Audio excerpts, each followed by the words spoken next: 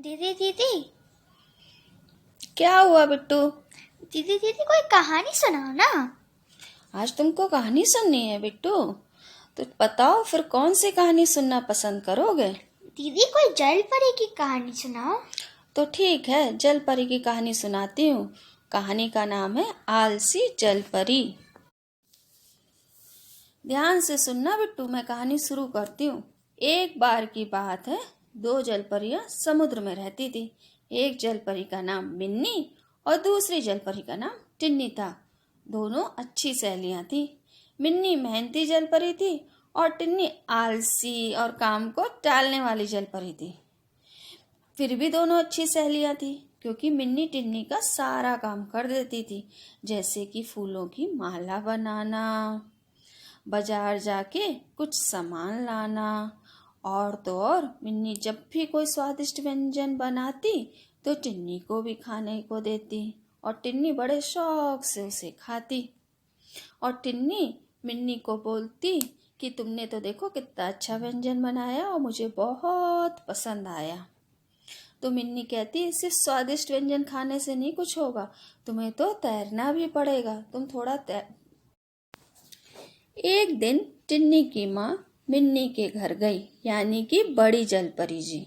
उन्हें समुद्र के सारे जीव बड़ी जलपरी जी कहा करते थे।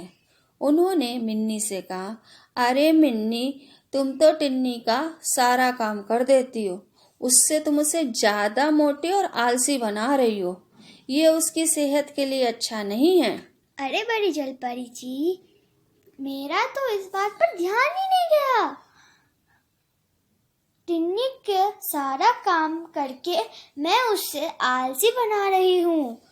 तो ठीक है बड़ी जल परी जी, अब मैं ही उसका आलस खत्म करूंगी, उसे एक मेहनती जल परी बनाऊंगी। फिर क्या हुआ दीदी? बताती हूँ बिट्टू क्या हुआ। फिर मिन्नी ने एक योजना बनाई और बड़ी जलपरी जी के कान में बताई।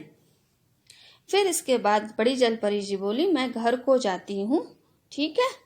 फिर मिन्नी भी टिन्नी के घर चली गई। फिर वहां जाकर मिन्नी ने टिन्नी से कहा, टिन्नी, मैं तो अपने माता पिता के साथ दूसरे समुद्र अपने चाचा जी के घर रहने जा रही हूँ, अब कभी वापस नहीं आऊंगी। टिन्नी ने कहा, अरे मिन्नी, तुम मेरी अच्छी सहेली हो, क्यों मुझे छोड़ के जा रही हो? मिन्नी ने कहा, तुम तो आलसी और मोटी हो, तुम्हारे साथ रहकर मैं भी आलसी और मोटी बन जाऊंगी, इसलिए तुमसे दोस्ती ही नहीं रखनी है मुझे।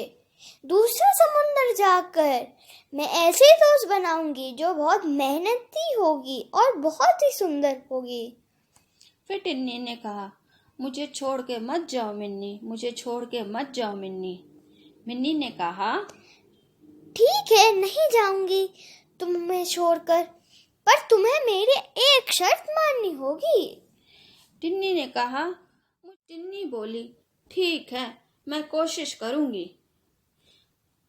फिर टिन्नी मिन्नी के कहे अनुसार सारे काम करने लगी। पहले तो उसे काम करना अच्छा ना लगा, पर धीरे धीरे उसे काम करना अच्छा लगने लगा। तैरने और काम करने से उसका वजन भी कम हो गया और वह सुंदर भी लगने लगी। टिन्नी ने मिन्नी से कहा, मिन्नी, तुमने जैसा कहा मैंने वैसा किया, अब तो तुम मुझे छोड़ के नहीं जाओगी। यह सब सुनकर मिन्नी और बड़ी जलपरी जी को हंसी आ गई। मिन्नी बोली टिन्नी से, टिन्नी, ये सब तो तुम्हारा आलस भगाने के लिए नाटक किया था, अब तो तुम सब काम अपने आप करने लगी हो, अब मैं तुम्हें छोड़ के कभी नहीं जाऊंगी, तुम तो मेरी सबसे अच्छी सहेली हो। तो बताओ बिट्टू, कैसी लगी कहानी? वाह दीदी, बहुत अच्छी थी कहानी। तो बिट्टू, इस कहानी से हमें यह शिक्षा मिलती कि हमें आलस नहीं करना चाहिए और अपना काम खुद करना चाहिए। इससे हमारी सेहत भी अच्छी रहती है और हम मोटे भी नहीं होते हैं। ठीक है दीदी। कहानी अच्छी लगी हो तो इस वीडियो को लाइक और शेयर कर देना। चैनल जरूर सब्सक्राइब कर देना। बेल आइकन भी दबा देना, जिससे आपको हमारी हर नई वीडियो का नोटिफिकेशन मिलता रहेगा। आप सभी का धन्यवाद।